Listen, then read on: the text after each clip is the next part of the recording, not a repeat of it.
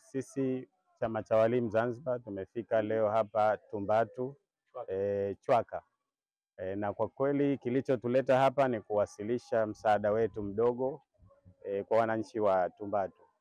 Ndugu zetu hawa tumewaletea misahafu na juzuu kwa ajili ya kuunga mkono jitihada za jamii ya Tumbatu, jamii ya Zanzibar katika swala zima la ilmu, kwa sababu ilmu ni ilmu tu, ikiwa ya skuli zote ni ilmu.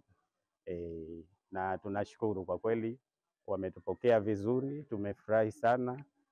Na tunatoa shukrani kwa wote ambao wamechangia ili kuweza kupata mzigo huu ambao tumewasilisha. Kwa sababu sisi kwa kweli jambo kubwa tunalolizingatia ni uhitaji, kwa sababu tumeona kutokana na idadi ya wanafunzi wanaosoma hapa na tumeangalia jamii tukahisi wanahitaji msaada wa aina hii. Tunaowasaidia ni watoto wetu, ni kizazi chetu, ni ndugu zetu, ni taifa letu la baadaye. Wito wangu, kila taasisi, kila mtu ambaye anahisi ana uwezo wa kuchangia kwa namna yoyote ile, basi ajitolee kufanya hivyo, kwa sababu tukisaidia tunajenga jamii yetu wenyewe.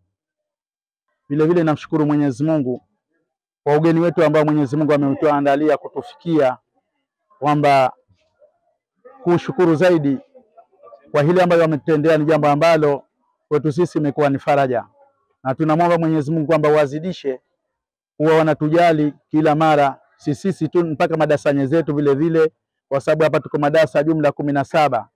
Kwa hivyo na wao pia wasikose na wao kuwafariji kama vile walitufariji sisi, kwetu tutakuwa ni faraja kubwa sana.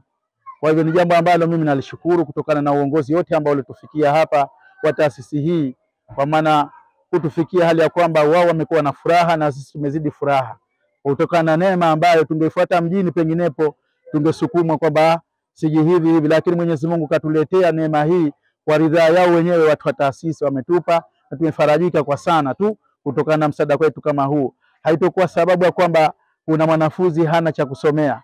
Mimi nimesomea hapo zamani kwa ubao, lakini wao wamekuwa faraja, anasomea kwa nini? Kwa juzu na misahafu. Ni jambo ambalo kuwa faraja kubwa sana, ni jambo ambalo tumshukuru Mwenyezi Mungu. Kwa hivyo mimi sina ziada isipokuwa ni kutoa shukrani kwa taasisi yetu hii. Mwenyezi Mungu inshallah akubarikini kila la kheri na kupeni kila faraja katika ujo wenu na kurudi kwenu, na kupeni kila yaliyokuwa ya kheri mazuri mbele ya Mwenyezi Mungu. Jina langu naitwa Hadia Kombo Makame, mwanafunzi wa madrasa Manakibul Qadiria.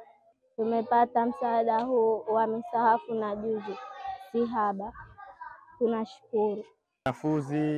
Miongoni mwa wanafunzi wa Al-Madrasa Manakibul Qadiria iliyopo Tumbatu Chwaka, Baghdad.